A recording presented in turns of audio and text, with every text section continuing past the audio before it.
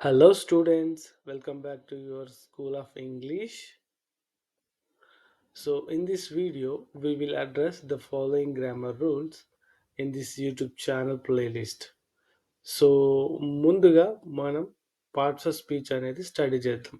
ఎందుకు parts of స్పీచ్‌ని study చేయాలి అనంటే, parts of speech are the basic building blocks of language. ఒక లాంగ్వేజ్ మనం నేర్చుకోవాలి లేదా ఒక లాంగ్వేజ్‌లో మనం మాట్లాడాలి అనంటే, ఆ లాంగ్వేజ్‌లో ఆహ్, మాట్లాడే స్పీచ్‌లో ఆ స్పీచ్ అనేది ఎన్ని రకాలుగా డివైడ్ అయి ఉంది. రెండవది స్పీచ్ ఆహ్, సబ్జెక్ట్ గానీ, నౌన్ గానీ, ప్రొనౌన్ గానీ, వర్బ్ గానీ ఇట్లాంటి వర్డ్స్ గురించి మనం నేర్చుకుంటే ఏందనంటే, ఒక లాంగ్వేజ్ పైన మనకి ఒక మంచి ఫౌండేషన్ అవేర్‌నెస్ అనేదొస్తుంది. సో, అందుకని ముందు పార్ట్స్ ఆఫ్ స్పీచ్ నుంచి స్టార్ట్ చేద్దాం మనం ఈ స్పోకెన్ ఇంగ్లీష్ క్లాస్‌ని. సో, పార్ట్స్ ఆఫ్ స్పీచ్ అయిన తర్వాత టెన్సెస్ ఉంటాయండి. పార్ట్స్ ఆఫ్ స్పీచ్ తర్వాత tenses. Tense in grammar refers to the time of an action or state expressed by a verb. So, ఈ tenses present tense, past tense, future tense అని ఉంటుంది. ఈ present, past, future కాకుండా ప్రెజెంట్‌లో మళ్ళీ 4 categories ఉంటాయి. పాస్ట్‌లో మళ్ళీ 4 ఉంటుంది. ఫ్యూచర్‌లో కూడా 4 కేటగరీస్ ఉంటాయి. సో, మనం చేసే యాక్షన్ ఎట్లా డివైడ్ చేశారంటే, మనం సపోజ్ రెగ్యులర్‌గా చేసే యాక్షన్స్‌ని, రిపీటెడ్‌గా చేసే యాక్షన్స్‌ని, నిన్ నిన్న ఏం జేసినాము, 2 డేస్ కిందట ఏం జేసినాము, ఆహ్, టూ రేపేం జేయబోతున్నాము, 2 డేస్ తర్వాత ఒక 1 ఇయర్ తర్వాత మనం ఏం జేయబోతున్నాము, లేదా ఒక యాక్షన్ మనం ఒక యాక్షన్ జేస్తున్నప్పుడు వేరే ఒక యాక్షన్ జరిగింది. దాన్ని ఎక్స్‌ప్లెయిన్ జేయాలి. సో, ఇట్లాంటి యాక్షన్స్ అన్నిటిని మనం టెన్సెస్‌లో ఆహ్, సెంటెన్స్‌ని ఫార్మ్ జేయొచ్చు. సో, దానికి మనకేంటంటే ఈజ్ అని, వాస్ అని ఉంటుంది. అట్లాగనే యాక్షనల్ వర్బ్స్ హ్మ్. వి1, వి2, వి3 అని ఉంటాయి. సో, వీటి గురించి నేను మీకు next parts of speech class తర్వాత డీటెయిల్‌గా ఎక్స్‌ప్లెయిన్ జేస్తాను. టెన్స్ క్లాస్‌లో. సో, టెన్స్ క్లాస్ అయిపోగానే ఇమ్మీడియేట్‌గా మోడల్ వర్బ్స్ ఉంటాయండి. సో, మనం టెన్స్‌లో ఏం నేర్చుకుంటున్నామనంటే యాక్షనల్ వర్బ్స్ అని నేర్చుకుంటున్నాము. అదొచ్చేసి టెన్స్ మనకి 12 టైప్స్ అని నేర్చుకున్నాం గదా! సేమ్ టెన్స్ యొక్క సెంటెన్స్ ఎలా అయితే స్ట్రక్చర్ ఉంటుందో, సేమ్ స్ట్రక్చర్‌లో మనం కెన్ ఎలా యూజ్ జేయాలి, కుడ్ ఎలా యూజ్ జేయాలి, మే, మైట్ గానీ, షల్, షుడ్, విల్, వుడ్ గానీ, మస్ట్ గానీ, ఔట్ టు గానీ ఇవన్నిటిని మనం ఎలా ఒక సెంటెన్స్‌లో యూజ్ జేయాలి. కెన్ అంటే ఏంటిది? మనం కెన్ అనే ఒక ఆహ్, వ వర్డ్‌ని ఎగ్జాక్ట్‌గా ఏ సెంటెన్స్‌లో యూజ్ జేయాలి? కుడ్ అంటే ఏంటిదనేది మీకు టెన్సెస్ క్లాస్ తర్వాత మోడల్ వర్బ్స్‌లో క్లియర్‌గా చెప్తాను.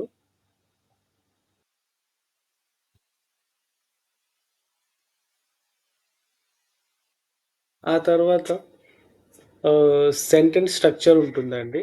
అంటే ఎగ్జాంపుల్ మీకు ఇప్పుడు పార్ట్స్ ఆఫ్ స్పీచ్ తెలిసింది. టెన్సెస్ గురించి ఐడియా వచ్చింది. మోడల్ వర్బ్స్ గురించి తెలిసింది. సో, సెంటెన్స్ స్ట్రక్చర్ అనంటే ఏదైనా ఒక సెంటెన్స్ దాని యొక్క స్ట్రక్చర్ సబ్జెక్ట్ గానీ, ఆబ్జెక్ట్ గానీ, వర్బ్ గానీ, ఆక్సిలరీ వర్బ్, టెన్స్ గానీ ఈ స్ట్రక్చర్ అనేది మీకు క్లియర్‌గా ఎక్స్‌ప్లెయిన్ చేస్తాను. దాంతో పాటు సెంటెన్స్‌ని ఫార్మేషన్ కూడా చేపిస్తానన్నమాట. ఎట్లా అంటే ఐ గో టు టెంపుల్ అనే ఈ సింపుల్ సెంటెన్స్‌లో ఐ అనేది సబ్జెక్ట్, టెంపుల్ అనేది ఇక్కడ ఆబ్జెక్ట్ అయితుంది. గో అనేదొచ్చేసి ఏంటంటే వర్బ్ ఇక్కడ యాక్షనల్ వర్బ్స్. అంటే ఇది సింపుల్ ప్రెజెంట్ అని మనం ఈజీగా చెప్పొచ్చు. సో, ఇట్లాగా ఈ సింపుల్ సెంటెన్స్ నుంచి ఆహ్, కాంప్రహెన్సివ్ సెంటెన్స్ దాకా నేను మీకు చెప్తాను.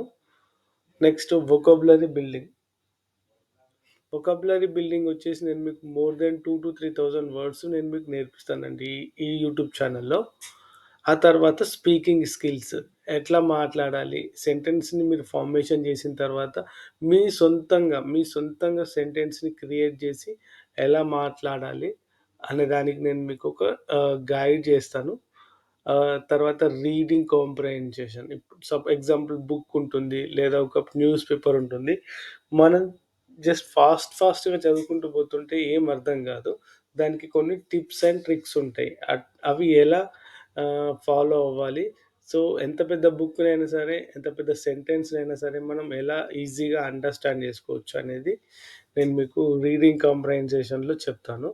తర్వాత లిజనింగ్ స్కిల్స్ అంటే ఒక్కొక్కరిది స్లాంగ్ అనేది డిఫరెంట్ డిఫరెంట్ స్లాంగ్‌లో ఉంటుంది. సో, మనం అది ఎలా అండర్‌స్టాండ్ జేసుకోవాలి, దాని గురించి ప్లస్ రైటింగ్ స్కిల్స్ కూడా చెప్తానండి మీకు. ఎలా రాయాలి, ఒక సెంటెన్స్‌ని ఎలా మనం రాయాలి, సెంటెన్స్‌తో పాటు బుక్స్ ఎలా రాయాలనేది కూడా మీకు next at the end of the క్లాస్‌లలో చెప్తాను మీకు.